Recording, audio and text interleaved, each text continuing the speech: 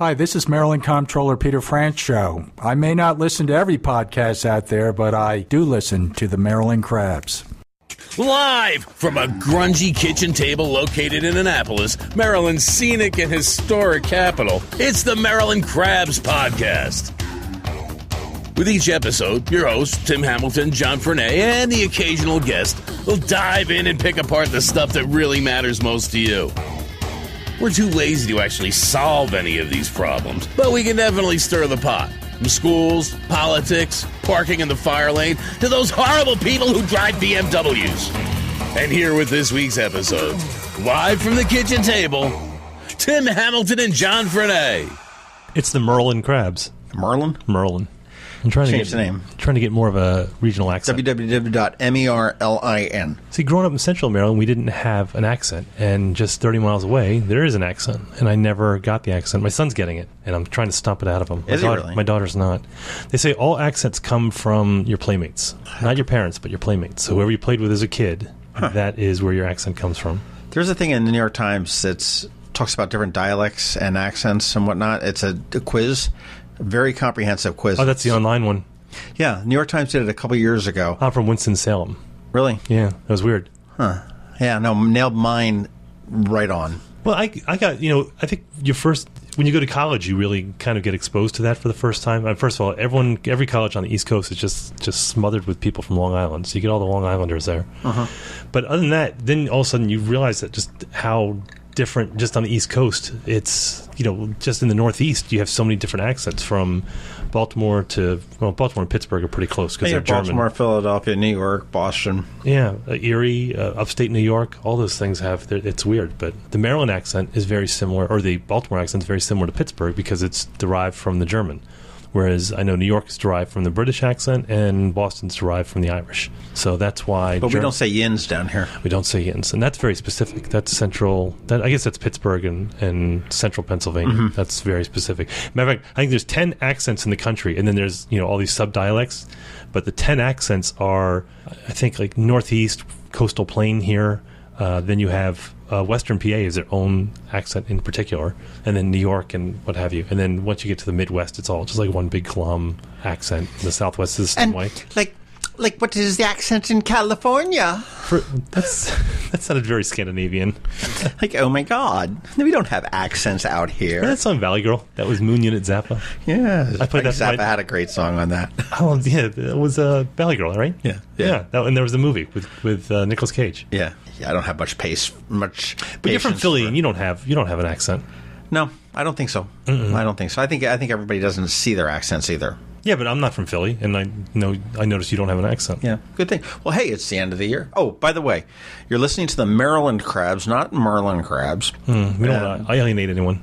I want to thank you guys for listening because you guys gave us a tremendous year. Yeah, we had a great year. Lots of downloads. You can, of course, obviously give us that rating on Apple Podcasts and wherever you listen to your podcast from. Give us the ratings and make sure you share it out. Share it out to friends if you like it. Send them out to your friends and your coworkers and just say, "Hey, check this out." And I realize that we don't hit the ball out of the ballpark all the time. I mean, occasionally we do. Yeah, sometimes we do. And there's been a couple when I've been editing them, and I'm just like, ugh, this one kind of didn't. And it's always very surprising, I know. And I just think it's been a lot of fun. It really has. I think we've grown a lot as far as how we can produce it and everything else. I think the guests and our skills as far as talking to people have gotten a lot better and everything else. So, and it's really all based on everybody that's listening to this thing. Yeah, we've had some great feedback. We've had some honest feedback, which we say we want, but sometimes it hurts. But we've had the honest feedback, which has been good. Mm-hmm. So, and we get weekly feedback too. In the form of text messages from Scott McMullen from the Annapolis podcast. Every Thursday around 2, I get the message going, no, your level was a little low on that one. Or he didn't text once and I was worried about him. I'm like, was he in a car accident or is he okay? No, then he's just super critical of you and texting me. That's how that works. But no, honestly, and that's Scott of the Annapolis podcast, so be sure to listen to him. Check that out. He's been on a little bit of a hiatus. He put a post out last week, and he's going to be talking to a couple of very interesting people in the next couple of weeks. So just make sure you check out the Annapolis podcast while you do. But again, thanks everybody for listening, and please do share it. Give us the ratings, give us the reviews, and on all the places where you get them. And here's why the ratings are important and the comments, and it's not because we are insecure and we need the constant reassurance. Well, that too. Well, we do need that. But the other thing is that the way that, especially Apple, because they're still the king of the podcast distribution, is that they use those ratings and the comments in their algorithms. So when people are looking for podcasts, if we have more ratings and comments, we're pushed in front of other people. So you're helping us out. You're honestly helping us out by doing that. Right. So it just takes a few seconds to do. It's real easy. If you're signed into iTunes, if you're on your mobile phone, just like 4 pushes of the screen and you're done. Yeah. And doing that. But it's funny, we're talking about the number of people that have listened to us. I was just looking at the top 10 episodes that we had. And I was surprised. He was doing this right before we came on. And because, by the way, we didn't really prepare for this. So this could go 30 minutes. It could go an hour. We don't know. So right. We're tired. Right. Hold on. Let's pause a little bit. If anyone's listening, you want to go get a beer, go get it. Okay, you ready? But, the top 10 was somewhat surprising to me. The top 2 weren't for me. Yeah, let's see. What do we got? So should we start should we do like Letterman style? Yeah, let's do that. Yeah, let's go backwards. So, we're going 10 to 1. All right. These are the top 10 the Maryland Crabs podcast episodes of 2017. Okay. Number 10, the Eastport Landing episode. And that was when we had Jeff from Eastport Landing in here talking about the project that he wants to put in at the Eastport Shopping Center. Right. We got some feedback about that. That wasn't. Oh, we got it bad. They were like, "Oh, you're shilling for them and everything else," and we weren't. We've gotten no money from them. Unfortunately, we haven't gotten any money from anybody. Unfortunately, we got to change that in the new year. And if you do want to advertise, we can do that. But no, we weren't shilling for Eastport Landing. It was just a very controversial topic. It was a very controversial project. It's still up in the air. Which, by the way, we're becoming a little savvier as podcasts, and we know that the controversial ones are going to go. So we're not shying away from those because we know that if people are angry, they're still going to listen. So right. We've kind of nailed that formula. But I thought it was very interesting. I mean, I think I learned about infill development, which I didn't know anything about really, which was different than Crystal Spring, which is outfill development. No, it's not what it is. I don't know. Right. But infill development is simply if you have a blighted property or you have an old property or whatever, and you're going to develop something that's already been developed. So for me, I thought, okay, it's already been developed and it looks like crap right now, so why not develop it? And make it then pretty. So we had people who opposed it because the magic word, which is traffic, and it's going to be slammed all the time. And so I'm still in favor of it. Perhaps not at the 163 that he had initially proposed, but I don't think it needs to be cut down to the 60 units that I know Alderman Arnett is looking to do, as well as some of the other ones. So we'll see. Number 9, the second to last interview we had with Gavin Buckley. And this was the pre-election interview.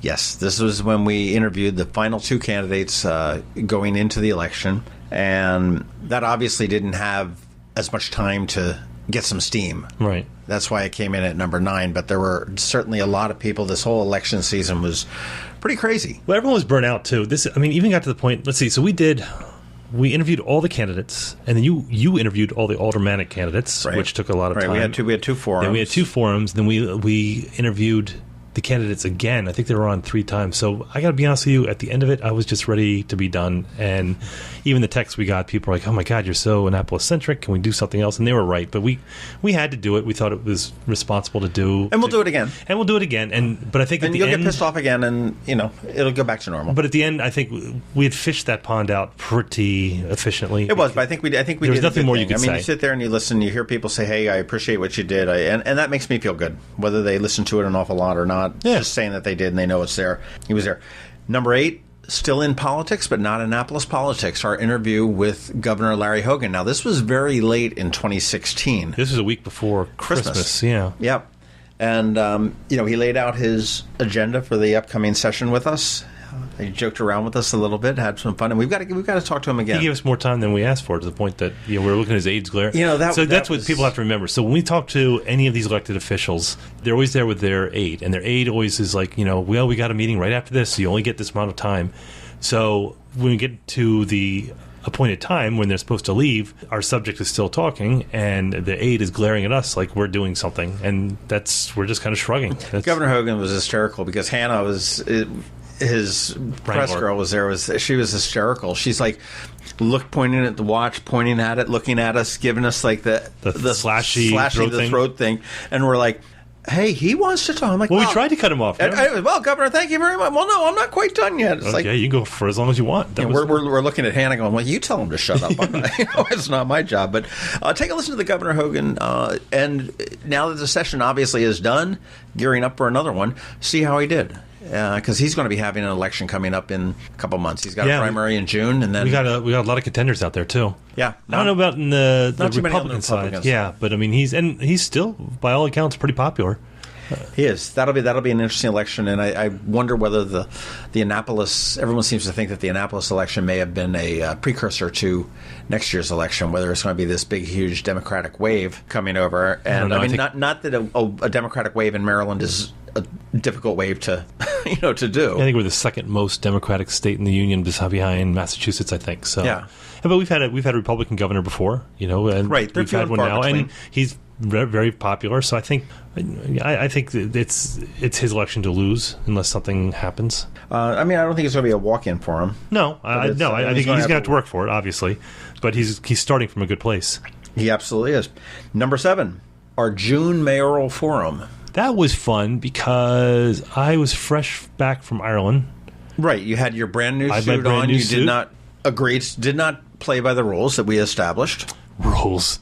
I felt good in that suit. I'm not going to lie. So I had to wear that. Well, I bought that I was traveling with my wife. She got a big award from her company, and we were flown out to L.A. for a week, which was great. And I had to look good. I'm proud of my wife. And then I thought, this suit makes me feel very important, and I like feeling important. So when we had the forum, which was, I think we sold that out in 2 days. Well, we sold both of them out, but yeah, it was fun. That was a lot of fun. That was. We had all four candidates at Ram's Head. Thanks to Ram's Head again. They were great, and that was just you and me. We didn't have Dr. Nataf in on that one. Right. Well, we did after because we're like, all right, I thought we did okay, but I think that Dr. Nataf he knows how to do these things without getting lost in the weeds, and so that was the next forum. But that was a lot of fun. That was.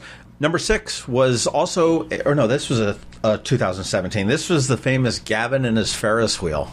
Yeah, so that is something that has been mischaracterized, I think, by everybody.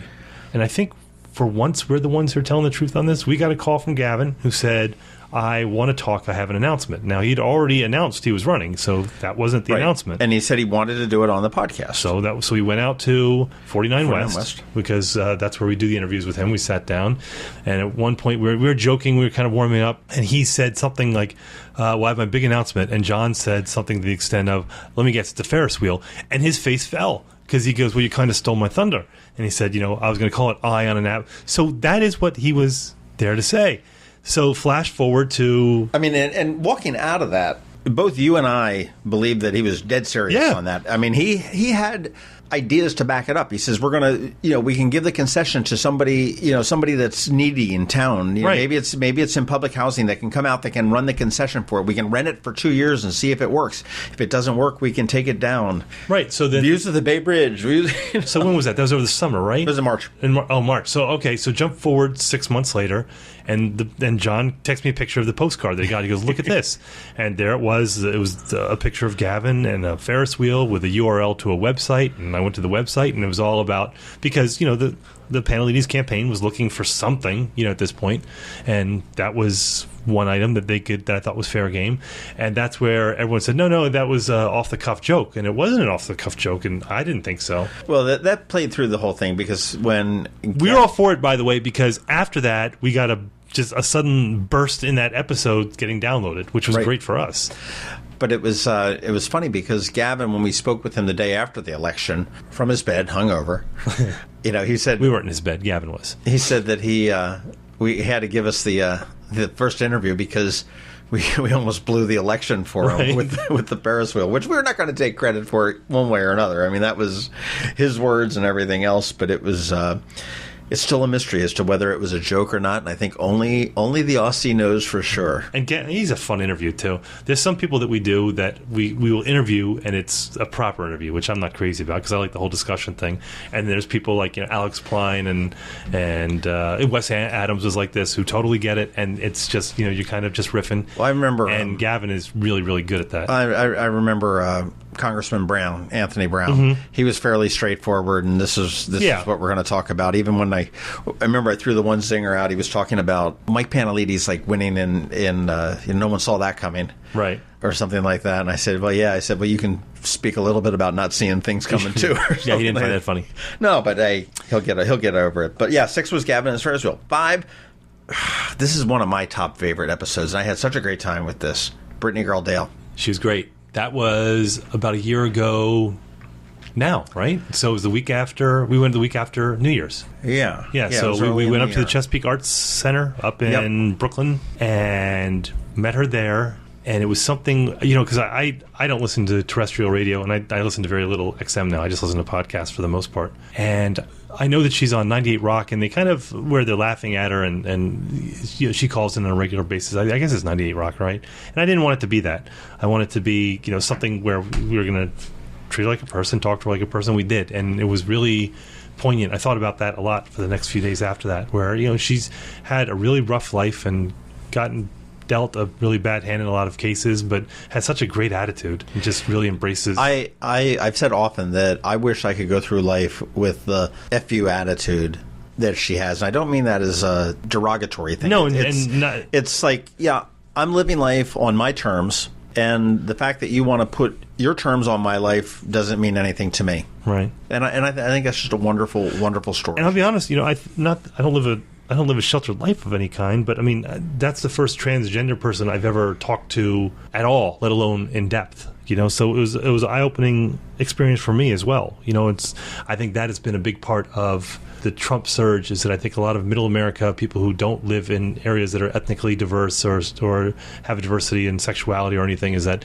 all of a sudden the Democrats are talking about transgender bathrooms and transgender rights, among other things. And for them, that is so far removed from their lives, it just threw them for a loop, which I get. And here, I live in a major metropolitan area, and I don't know any transgender people. I never have. And so to meet someone who's not just transgendered, I mean, I would say that she's probably not typical, because most transgender people don't pole dance on they're not a dancing major on the middle of thoroughfare. Ritchie Highway and whatnot there. And I mean, she's got her issues, and I'll tell you, I do consider her a friend. It's funny, I know I run into her, at the Polar Bear Plunge, I run into her at different events and whatnot, and she's always one to run across and, hey, honey, now there's your Baltimore accent. Hey, honey. Hey, hon.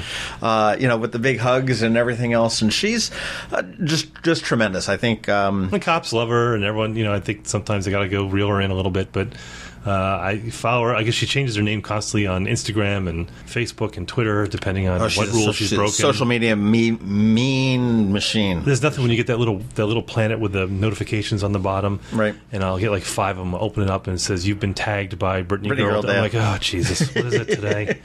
I got to go to see this just craziness. And number 4 was our interview with Mike Panelides. It was the first interview we had with him. And he was wearing his mayor hat. And that was late January. Yeah, so what we did for that was late January last year, I think. It was early February. Yeah. And we did it at an empty Middleton's. We did it there, and we were there for a few hours because we did both of them at the same time. So we did the first one because there has to be that wall of separation between your candidacy and your elected office. And we made him loosen his tie for the candidacy. And everyone's been really good about that, actually. Everyone's been very careful.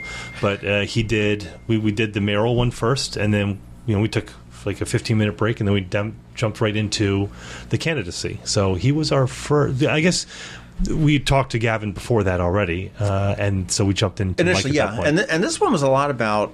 And Mike does not let his guard down very easily, whereas Gavin is very laid back and he rolls with it. Mike is very formal. He's very measured. He really is. But we discussed the firing of Mike Pristoop, Chief Mike Pristoop. Hey, congratulations to Mike Panelides. Anyway, he just got engaged too. Yes. Yep. Got himself a good one. I don't know how, but we'll just let that go there. But yeah, congratulations to Alexis and Mike. We talked about Chris Stoop being canned, and we had interviewed him a couple months before in early December. And we liked Mike, Chief Chris Stoop. He was a good guy, but that was not a surprise to anybody. That had been coming for a long time, I think. We talked about development. We talked about, and every time, I thought that he'd kind of waffle a little bit on Crystal Spring, he would double down, say that it's not being built, and what have you. So that was a major issue for him for his candidacy. But so in hindsight, he can say that. Yeah, well, I didn't let it get built when I was mayor. Right. But he like I said, he's a really good guy. I like Mike. I can say I've gotten very friendly with him. We've texted about our backs a couple times, but it was hard to get him to drop any guard at all. Well, I mean, he's in a tough position. Number 3 was our very first interview with Gavin Buckley. And this was when there was the rumors that he was going to run. Didn't really say that. Again, it was at 49 West. We came back in there. And it was this summer, wasn't it? That was actually in September. Gotcha. Oh, wait a minute. No, it wasn't. That was... I remember it was really hot. No, it was in November. It was in November of 16. Was that what it was? Yeah. Maybe it was very hot in the room. Yeah, the room. And I remember you liked the clanging of the dishes in the kitchen at 49 West and the trucks passing by. You thought it gave some ambiance. Well, because he was a novelty candidate at that point, we didn't think he was serious. We thought it was, right. And so when we interviewed him, it was super laid back because we weren't taking it seriously, and he was. But then I saw him like a couple weeks later at the rec center because my kid was playing basketball there, and he was there in a suit, and he'd been door knocking. So a year before he started door knocking. Well, that was right before he did the Ignite thing too, probably. Yeah, right. Yeah, so the Ignite Annapolis. Oh, by the way, that is the deadline for Ignite would be today. So today's the 29th. Today's the 28th. You're listening to this on the 28th. Okay, so tomorrow, so the deadline is Friday, tomorrow night, to go to igniteannapolis.com, and that is where, that's the event. I think it's going to be at Maryland Hall again. They had it last year, which was absolutely fantastic, and that's where you have 5 minutes and 20 slides that are all timed out on any topic you want. And so the deadline is tonight, and then I think the slides deadline to get the slides to the Ignite Focus is the 29th of January. Okay, yeah, so it was like February 2nd or something. Yeah, something like that, or you have, that's your timeline. But it's fantastic. I think last year, if I recall, there was about 10 or 15 people who did it, and some were riveting, some were pretty good, some were first time obviously, so you ran the gambit, but it was very well run, very well organized. The room was absolutely packed. It was literally standing room only. So go to igniteannapolis.com and submit your idea, and so try it. It was really easy. Anyone can do it. Yeah, I'm taking a look here, and proposals due by the 29th of December, which will be tomorrow night. Selected speakers will be notified by January 19th. Slides are due February 1st. Okay. The event will be again at Maryland Hall on February 12th. So, are you doing it? I don't know. I watched them do it last year, and I'm trying to remember what some of them were. There was the one on, I think it was race relations with these two women in college that they did it together, and it was just highly polished, and it was fantastic. One did something on the oceans, on sailing, something like that. But they were kind of all over the place. And then Gavin went in and just like totally winged his, which is Gavin's style. But I don't know. I might do one. Might do on the Loch Ness Monster. I always love the Loch Ness Monster. It'll be fun. But that's when Gavin was here on his very first time on that. Number 2 doesn't surprise me at all. When we were sitting at Metropolitan, and you, me, Lee Hurt, and Kara McKenrick. That was a lot of fun. So we did the restaurant reviews. So we weren't too mean, I think, because this is a small town and I don't want people to spit in my food. So we just kind of went through the restaurants, and mostly Annapolis. I think you did the random cards. Right. We randomly drew names off of cards that were upside down on the table, and we just rapped about the restaurant that we drew. Right. And we didn't get too much pushback on that, actually. I think we were pretty honest. No, there's a lot of people that liked it, though, and watched it. And it's, and we weren't panning things, but I mean, we were honest. Yeah. I mean, I talked about my distaste for Eastport Kitchen. Mm-hmm.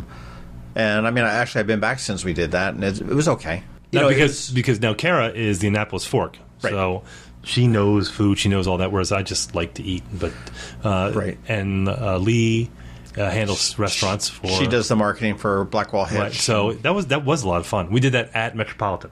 That's where we said we took over one of their booths. And another one of my favorites at Metropolitan that didn't make the list was with the cannabis. Oh, that's right. That was also done at Metropolitan. That was around February to March. That was around March because that was when we did the Cannabis Festival in D.C. It was on 420. Right. Was that right? We did it on... Oh, it was 418, I think it was. I think it's a couple of years, but with Caroline and I'm trying to remember who else it was, but that was very interesting. I follow him on Twitter, and he's a lot of fun. Shoot. And we do need to revisit that as the medical marijuana industry and marijuana in Maryland is getting... Wait, there's a marijuana in Maryland. January 1st in California, recreational marijuana is going to be legalized. You know what else I'd like to talk to is the people, Peppermill Projects, which is a marketing firm out in the Arts and Design District over there off of Chinkpen Round Road.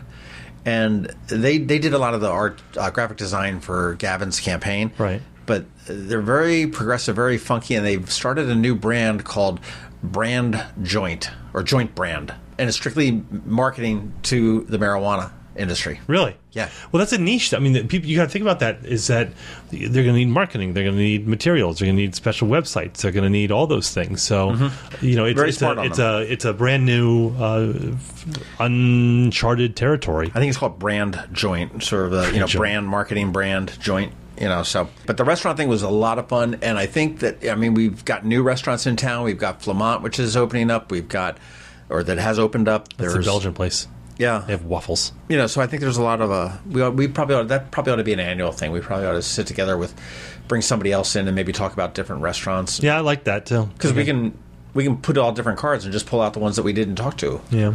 All right, and the number one episode this year, Chicken Ruth's, Ted Levitt. Yeah, you did that without me. I did, you bastard. I did. I went up to Ted's house up in Crownsville, and we sat down with his dog Matty. And Ted just talked about his 50 years at Chicken Ruth's and running it, and what he had seen in the city, what he had seen in the business, how the town has grown, and everything else. And it was just a good conversation. And we did it right after they sold, and they haven't changed. Although I thought it would be kind of funny to do a April Fool's joke. I may talk to the new owner and see if we can put up like some kind of a crazy sign over Chicken Ruth's, so it doesn't say Chicken Ruth's anymore. It's like Frankie's or something or other like that. But that was, back in mid-September, and, by far the most popular that we've done. And, the fact that it was done late in the year sort of indicates that it sort of resonated pretty well, as opposed to something that was done, early in the year. It's only had 3 months to... So we have... when we initially started this, what we thought we'd do is that we'd get together. It says Sonar Open right there. Tim and John and the occasional guest. But what's not occasional guest, we have a guest every week, as Scott McMullen points out every time I talk to him. But we either have someone who's generally, they either call us. We've had, Congressman Brown called us and Peter Franchot called us, and we had a few people that wanted to do the podcast for various reasons. And those tend to be a little more formal that we do. But then we have the ones that I say, do you have anyone? And he says no to you. I say no, because John does almost all the booking, if not all the booking for the show. So if he doesn't have anyone, we don't. But then we'll come up with an idea, and we'll have someone just coming in, kind of hanging out. That's where we had Alex Pline on, which Sean O'Neill. And Sean O'Neill was a lot of fun. And those are the ones I like. We just kind of, and the food restaurant one was a lot like that too. Where you just kind of sit back and you just kind of bullshit. Alcohol was involved. I know. Well, yeah, but it's not like we're having like a beer or two. It's not like we're 8 beers into it, which I would like as well. Right. Well, this is episode 72, which blows my mind. I know. We've been consistent. We've done it every single week. I know last week we were talking about what the hell are we going to do at the end of the year? Here it is. We've never missed. Yeah, we haven't missed a week for more than a year. No, we haven't. Well, we'll see if this one hits on time, because I'm not doing anything for it, because I have zero time between tonight and tomorrow, the Military Bowl. All right. So it's all you tonight, start to finish. No pressure. That's nice. So if you're not getting this until Friday or Saturday, it's Tim's fault. There's a good chance of that. And I think it's kind of cool that podcasting is starting to grow. It's starting to kick on. You look at Heather Mazur, who we talked to, and we actually were supposed to have her on. She was sick, but she got sick, so we are going to be redoing that. We may go out to her studio. I want to see what she's got set up out there. Or we may have her come here to Annapolis, depending on what that is. We want to get a hold of Andy Harris. I know he's on the list. We've got a couple other people that we've talked. But, it's interesting to see how podcasting is growing. And people are realizing that it's a viable media. Like I said a few minutes ago, I don't even listen to my XM radio anymore. I'm getting a new car soon. I don't even think I'm going to sign up for the XM radio. Mm-hmm. I just don't listen to it. I love music, but I listen to music at home or what have you. I don't listen. Why would you get XM at what's it, $50 a month? No, it's like $10 a month, something like that. Okay, but why would you do that when you can get Spotify for $10 a month? Yeah, without commercials. True. I mean, I guess there's some unique programs. Well, the reason I do XM is because I'm a news junkie, so I don't even listen to any of the music on XM. I listen to all the news. So I listen to... Okay, you're right. That's a special part of the news, and I think comedy channels and stuff like that. Yeah, I listen to that stuff. But I mean, I love the concept of it, but it's just the content is... I like listening to everything on my schedule, the way I want to do it. So, like, I listen to probably 15 podcasts a week, easy. And people say, how do you do that? It's not like watching TV where you sit down and you watch it. If I'm driving, like I drove to your house and that's 10 minutes from my place to your place, and I listen to 10 minutes of a podcast. And when I drive back, I'll listen to 10, and I just hit pause. And when I drive back, I'll listen to 10 more. So, and I'll, when I'm making dinner, because I do all the cooking in the house or what, so I can listen to an hour-long podcast in just the little pieces of time that go unused. Right. If I'm in the shower, I have it on the speaker and I'm shaving and all that stuff. So I'll listen to a ton. I listen to anything Dan Carlin, he's amazing. Hardcore history. I listen to Joe Rogan's podcast, and probably like with us is that we have, I'm not into MMA at all, so I'll listen to a podcast, and if it's got MMA, I dump out of it because it's not my thing. So I listen to about 90% of his podcasts, and I'll ditch out of some. I like Stuff You Should Know. I like The Weeds. I like even though they're pretty liberal, I like Crooked Media, all their podcasts, Pod Save America, right. Pod Save the World's fantastic. Right. But even locally, we have Scott McMullen, the Annapolis podcast. And right. Elvia Thompson's going to be starting one and with the Annapolis Screen. Josh Cohen, of course, more power to you. And then you have the guys who do... Up in Pasadena, Red Maryland Network. I think I ticked him off, though, Brian Griffiths. We kind of got into it on Twitter about net neutrality. Yeah, wow. It's a hot-button issue for me. It is. We'll see. We'll see who's... I was pretty childish. But yeah, no, they're going there. And again, I know we've thrown out the invite in the past about if you want to know how we do it, not that it's the right way or the wrong way, reach out. I mean, we'd be more than happy to explain how to do it. We'd like to see more podcasts in town, to be honest with you. There's going to be a new one. I met with Kevin Chaney, who does my sports for the Annapolis Daily News Brief. Yeah. And he's going to be starting an all-sports podcast, really? Which will be focused on local high school, basically high school sports, jumping a little bit into the college sports, which would be basically Maryland and Navy. Right. Maybe that Wicked St. John's croquet thing. And just major league sports in passing. So it is growing, and if you want to know how we do it, feel free to give us a set up. Like, we have a pretty good setup here. Like, we have the same equipment. So, like, we could branch off and do our own things. We both have a mixer, we both have a digital recorder, we both have mics and stuff. But I mean, we kind of went all out. You could do this for under $100. Under $100, yeah. You can go right into an iPhone and the quality's fine and everything. That's fine. We like the digital recorders, but so yeah, give us a call. And actually, we're going to be putting together a thing through the Commons to a seminar a little bit later on. Yeah, the Commons is over on West Street, right across from Lighthouse Cafe, and that's where they have that office space for rent, and it's really, really great place. But yeah, we're going to do kind of a workshop there, and like we said, we're going to show you how we do it, not necessarily how it's done, but because I'm sure there's better ways to do it. This is the way we do it, and the way it works for us. Yeah. So there's all sorts of different things that you see there. Got any predictions for 2018? Well, I'm a political junkie, and I always say that you like the local politics and the state politics, and I am a national and international politics kind of guy. So, okay, will Trump be president on December 31st, 2018? Oh yeah, I mean he's just Okay. I think there's no impeachment coming. I don't think there's any collusion. I mean I think the Russians interfered, but I just don't think his campaign was frankly smart enough to collude. But I think the midterm elections, to me, I'm really excited to see what happens. I want to see if it's a Democratic trend or if it was just an anomaly. I think all the Democrats got really, really excited about Alabama, and I don't think that was indicative of what's going to happen. I think that was kind of a give me. But I guess my prediction is that I think whatever we had in 2017 and however crazy you thought it was, I think that's just going to get crazier. I think you're right. I think, and actually I've got this is the geeky in me coming out. I've got an Excel spreadsheet with all of the candidates. It started with the Annapolis city, so I've got the city, the county, the state elections, and the federal elections all for our area, right? With links to all of the candidates. So it's I'm going to be interested to follow that, and I'm really interested to follow like the Action Annapolis groups and the Surge groups to see what kind of an impact they have. I had a conversation last week with Owen McAvoy, who's SHU's chief of staff or spokesperson, and I think they're going to be something to deal with, certainly on the local regional level here in Maryland. So this is an exciting time. I know every time you live in is an exciting time, but as far as media goes, this is genuinely an exciting time because everything changed in 1996. That is when Fox News took on CNN, and Fox News wasn't the internet hit its stride, right? So there's been a lot of changes that when we grew up we didn't have that. We just had the 3 networks, and we had the 6 o'clock and the 11 o'clock news, and you had Nightline, you had those Meet the Press, and that's pretty much, and the newspapers. That's what you had, and there was no fragmentation. Everything was, of course, you had publications that leaned left or leaned right, but Fox News was the first one that was, made no bones about it that it was right-leaning, that it was going to push an agenda, and it's gotten further to the right, whereas, some would argue. And then you have MSNBC, which has got a fraction of the ratings, but of course they're to the left and what have you.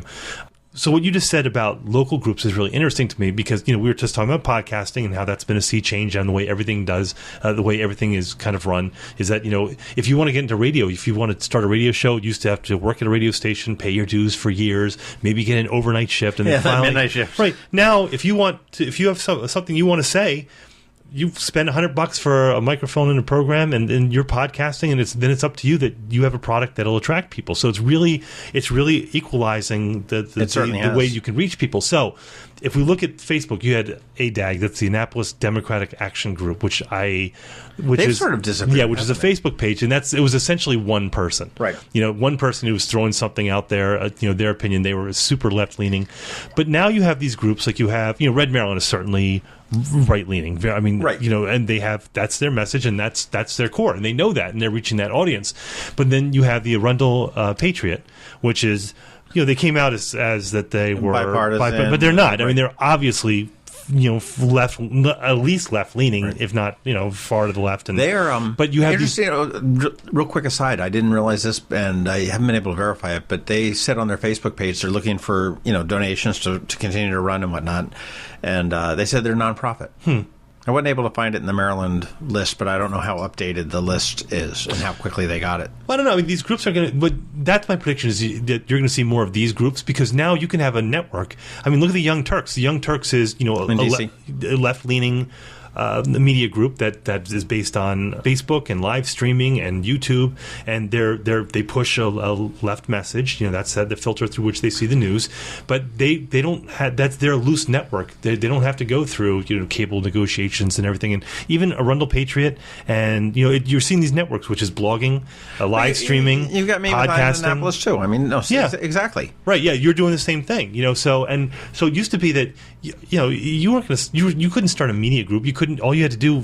I mean, I worked for news for years, but you had to go in at a low level and you had to cut your teeth. And I see a lot of advantages to the way it's done now, and I see a lot of disadvantages. That you have people who are undertaking a journalistic mantle who aren't trained as journalists, and they don't have the same wherewithal when it comes to journalistic integrity or journalistic process, or right. And people say, well, does the mainstream media actually do that? Yeah, they do.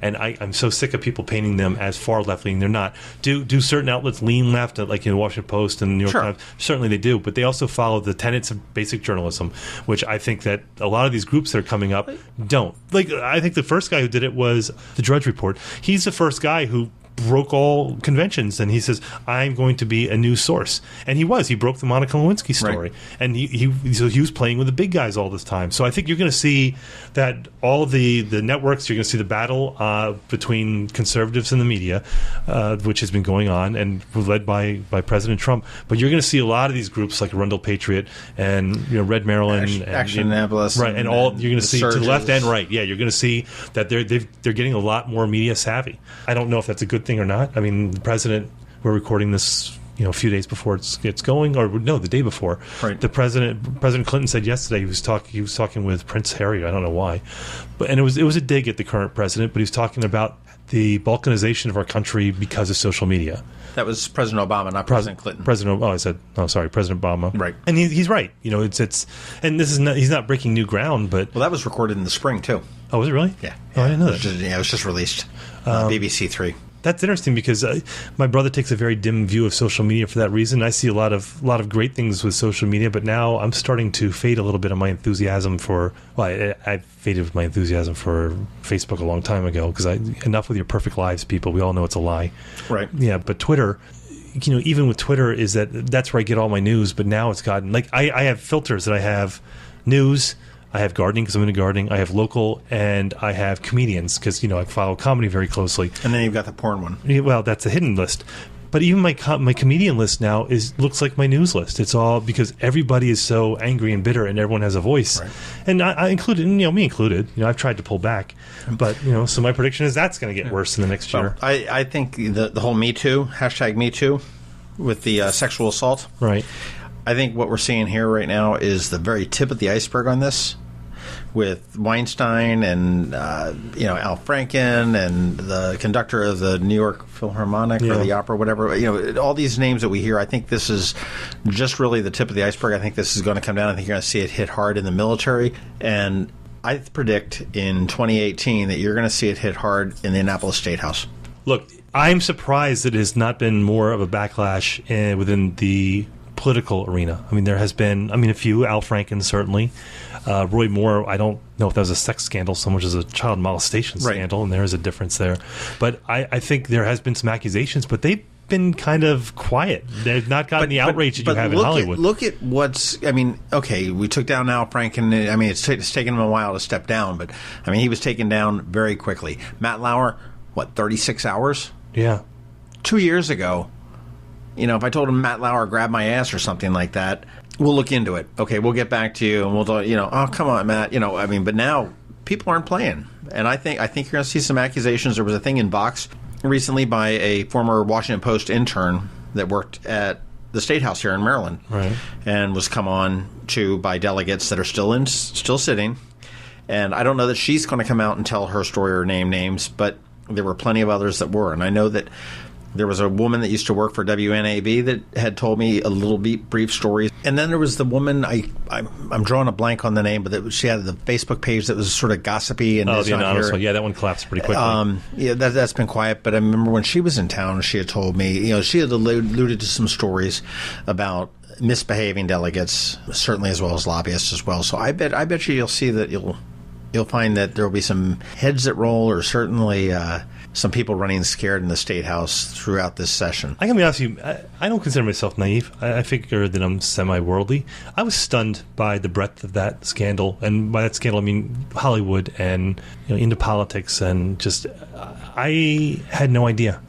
I think what a lot of women thought, that it's this cabal of men that we're all in on it, that someone goes and sexually harasses a woman at work, and then they come back and we all high-five each other, even if you're not participating in it. And it's not that. It's not. As far as I know. And people go, oh, come on, everyone knows that it's been going on in Hollywood. Yeah, I guess everyone knew. I had no idea.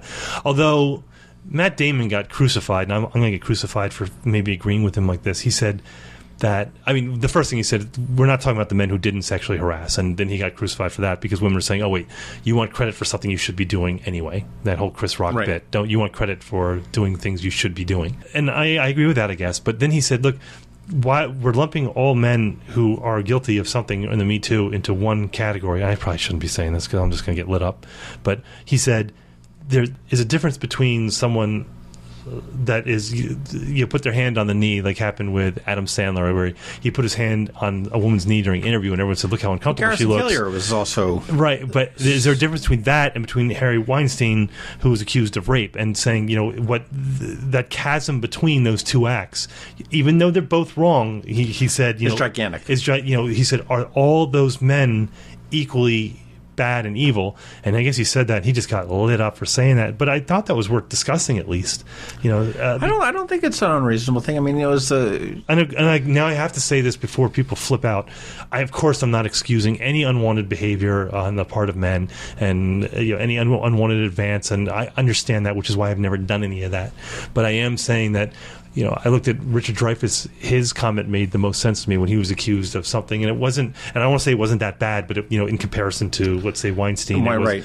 But he said something which was standard, going, I don't recall the incident in question, but if I did anything to make her uncomfortable, I feel bad about that. And then he said something that I thought was interesting. He said, like most men right now, I'm replaying moments in my life and in my past where I thought that everything was fine, that we were on the same page, and maybe it's not. And maybe it's not. Now that I understand, where you thought you were being flirty, or you thought that she was laughing, or but it was, looking back, like, no, that was way over the line. I think all men have done that at this point, and I'm not being a snowflake social justice warrior. I think most of the men I talk to go, at first they're like, holy shit, do you see all these men being accused, and after a while, everyone was like, thinking, going, did I ever do that? Right. I mean, was there a joke? Was there, right? Did I, smack somebody on the butt as a joke that was not taken that way? I don't know. It's. But you're right. I think this is going to be huge. It's going to continue and that was the whole thing with the Roy Moore thing. They said, why did women wait so long before they said anything about the alleged activity? And I said, that's not uncommon. Look at what happened. This was all unleashed. Rose McGowan has been saying this for years, and everyone's ignored her. And it wasn't till Ashley Judd. She's the one who pulled the linchpin on all this, and then everyone, I think, at that point had the courage to come out and say, "Yeah, I didn't want to say anything. I didn't," because now it's okay to, and I think that is what launched everything. So it's not that it's suspect. Nobody wants to be the first in the pool. Nobody wants to be the first on the ice. And there's people that are being accused, and you're like, "Yeah, that doesn't surprise me at all." Of course, Harvey Weinstein. Yeah, he was a dirtball and everyone knew it. He was a jerk of the highest magnitude, let alone with the sexual assault accusations. But of course, you believe this. I was in the comedy world for a long time, and I heard the stories about Bill Cosby, and not that I was that high up in the comedy world, but everyone who's worked in comedy has heard about Bill Cosby for years, and Louis C.K. I'm a huge Louis C.K. fan, but these rumors have been floating around there for a while too. Well, we will see. 2018 is on our doorsteps, and my dog is on my doorstep. Yeah, what the hell's with your dog? He probably wants to go out for a walk. So we'll see how 2018 holds. 2017 was great. Again, thank you very much for listening, for downloading, and thank you for the comments and the emails and the tweets and the Facebook posts and everything else. And the suggestions. Yeah, keep those suggestions coming. Make sure that you, make sure you like us, subscribe to us. And we know we're not hitting it out of the park every time. We know that some episodes, like 20 minutes in, you're like, and we're out. And that's fine. Yeah, I edit it, so I get it too. We're trying. I don't think anybody expects us to. Hopefully, if they do, you need to lower your expectations a little bit. We're not going to do that. And a little bit of housekeeping note on my at Annapolis daily news brief. Starting on January 1st, we are going to move that to 7 a.m. for a release date. I'm not doing that. That's so early. So that was actually, I'll say that was Scott McMullen's first suggestion when we first launched back in September. It says, it needs to be at 7 o'clock. And I was like, oh, man, that's tough. And he was right. Yep. So I think your downloads have pretty much you've increased significantly over the last month. We were talking about that on the phone yesterday. Yeah. I think it makes sense. People get up in the morning and you can listen in the shower. You can have John's voice in your ear while you're in the shower. Oh, naked. God, that's creepy. And then, or on the drive, it's 10 minutes to get you going. What is it? WNEW says, give us 10 minutes, we'll give you the world. Yeah. Yeah. Well, you got to steal that. Give John 10 minutes, he'll give you Annapolis. Yeah, I'll give you about 10 minutes, and I don't know. I'll give you nothing. But hey, it doesn't cost nothing. But that's that. Again, thank you. You can find us anywhere. Twitter at MD Krabs Podcast. Email info at themarylandkrabs.com. You can go to themarylandkrabs.com and check out all the episodes are archived right there. You can just scroll down and see any of them, listen to any of them right there. Yep. And Facebook. Engage with us there. Send us suggestions, thoughts. Yeah, and if you ever want to guest host, give us a call. We could use a guest host. We could, if you. Yeah, we're still looking for a guest host. We're looking for somebody who'll do third mic, because we're both busy fancy men. So we can't be there with each other all the time. So we're looking for someone who wouldn't mind jumping in, who's a good conversationalist, who's funny, who's you don't even have to have the technical know-how. We just want someone who's a good talker. And if you just got an issue that's crawled up your ass that you are passionate about, pitch us on it.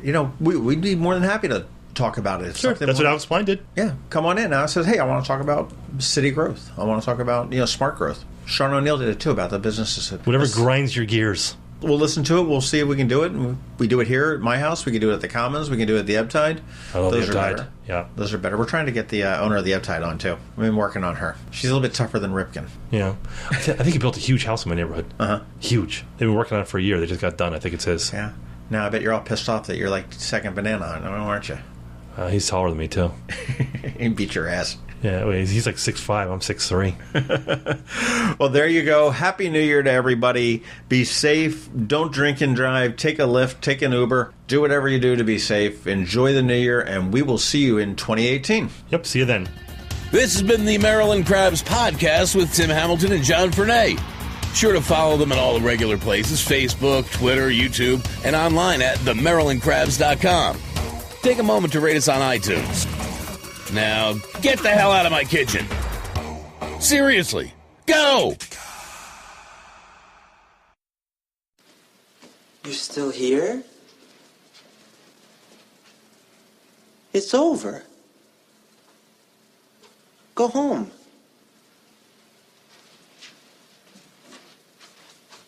Go.